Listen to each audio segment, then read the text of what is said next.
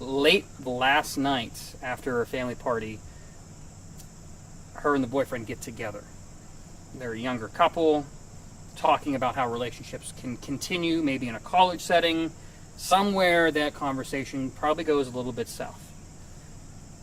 Towards the end of that conversation between boyfriend and girlfriend, he goes inside and grabs a large knife from the kitchen.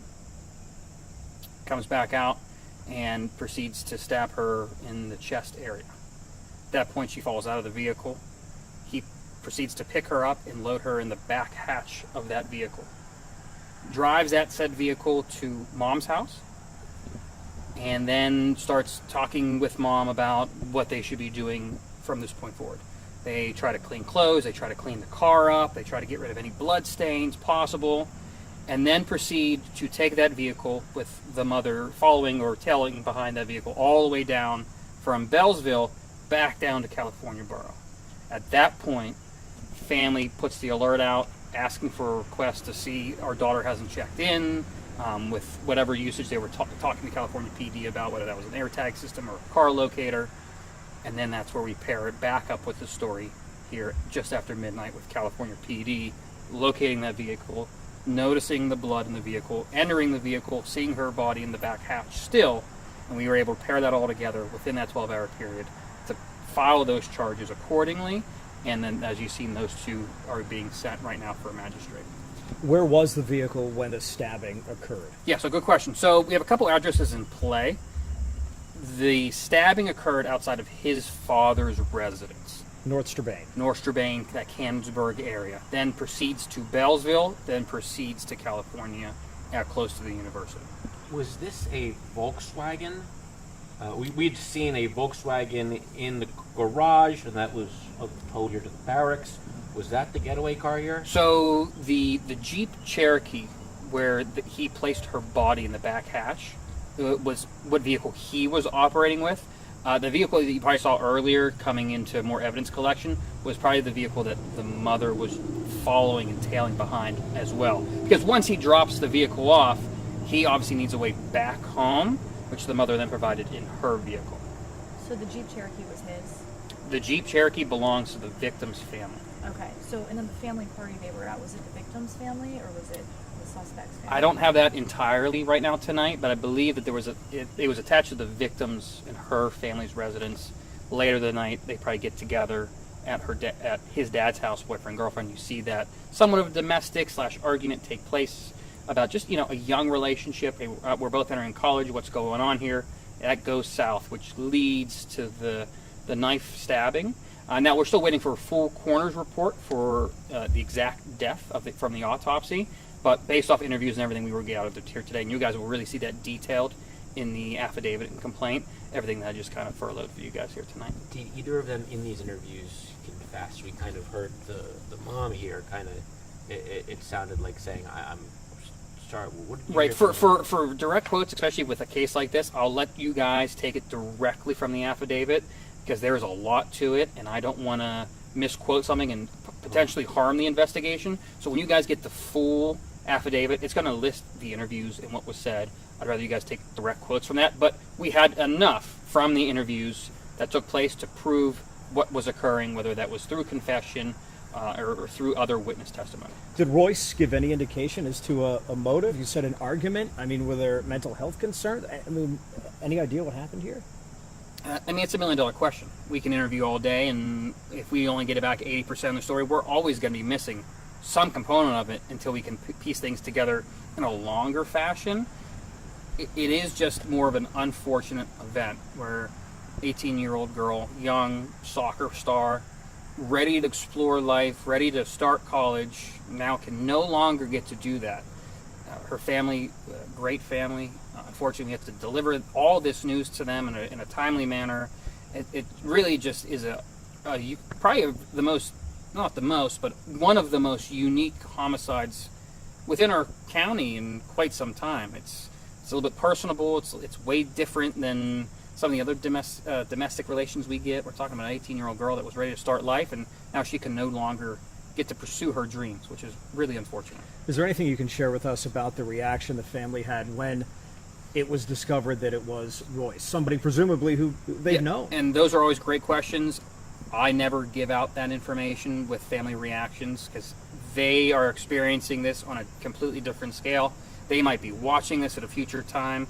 I don't want them to have to relive the bad memories. If you want to go and dig and maybe talk to some family members, I'll leave it up to you, but I'm never going to relay next of kin notifications. Unfortunately, it's just something I never do in an interview. I apologize. We found what looked like Royce's TikTok, where there were reposts of discussions about cheating. It wasn't fully spelled out yet, but did it sound like? First of all, did your investigators look at that TikTok account, and is there any indication here that she thought he had cheated, and maybe in terms of what led up to this? Yeah, so like I said, I'm just one gear of the watch, and there's a lot of moving parts for this investigation, whether that's FSU collecting, right? I say the knife, the vehicles, the fingerprints. It's the criminal investigators who are in these interview rooms for 2 to 3 hours with both parties and then gathering all of the cameras. So there's a lot of moving parts. So I don't have that for you tonight. That's something that comes out later. I'll be able to share that.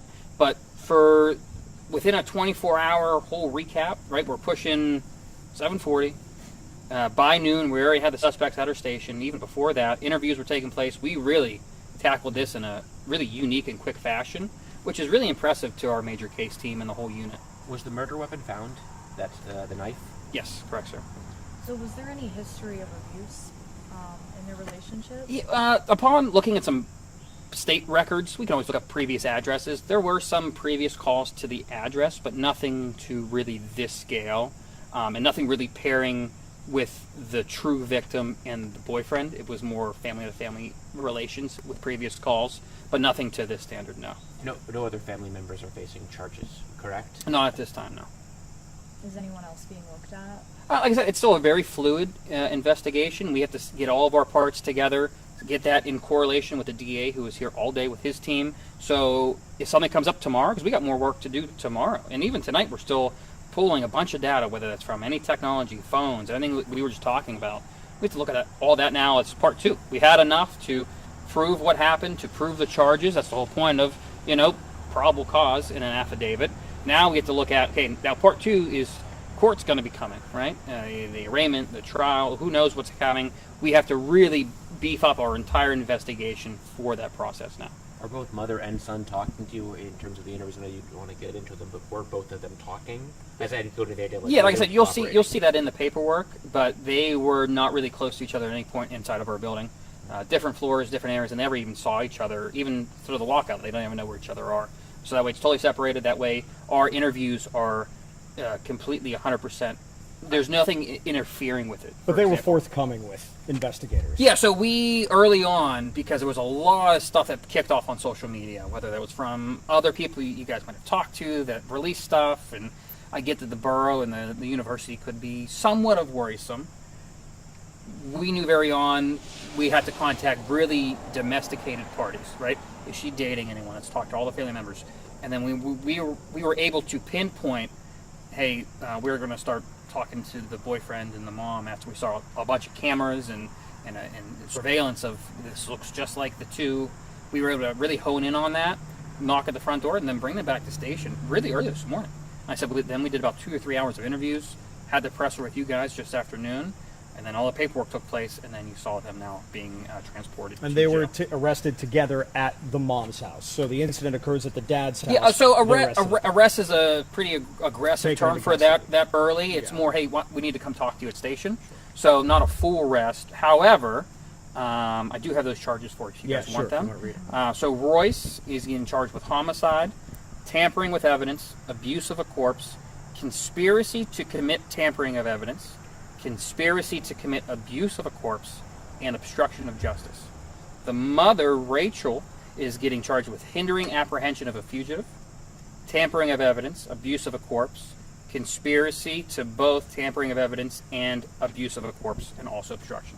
So you see that slight change at the very top of the highest charge between the two of homicide and then hindering, because obviously he's going to the mom's house. They're trying to clean the vehicle. They're trying to then offload the vehicle somewhere else.